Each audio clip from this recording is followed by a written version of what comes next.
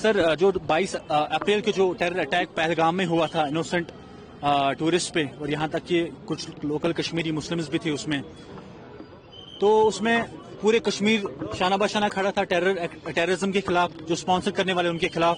आज हम भी यहाँ पे उनके खिलाफ हैं, और जो एक्सपेक्टेशन थी, जो डिमांड थी पूरे हिंदुस्तान की और पूरे कश्मीरियों की, दैट वाज कि इंसाफ मिलना चाहिए उन इनोसेंट्स को।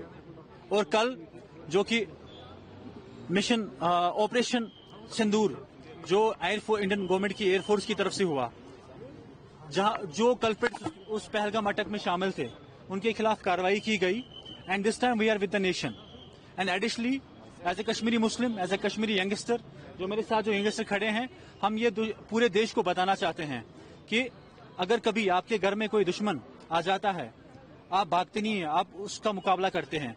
कुछ लोग आए थे, कुछ अनासर आए थे यहाँ के माहौल को खराब करने की, हालातों को खराब करने के लिए, बट हम जुड़े हैं, हम साथ में खड़े हैं। We are against them, we are against terrorism, we are against every that person जो कि स्पॉन्सर, यहाँ तक कि उन टेररिस्ट के साथ सिंपैथी रखने वाला है। और आज यह है कि दैट हम पूरे देश के साथ हैं, शाना बशाना खड़े हैं, कश्मीर से लेकर कन्याकुमारी तक। We are one and do come. This is Yuva Kashmir. ये आपका घर है, ये हिंदुस्तान का ताज है।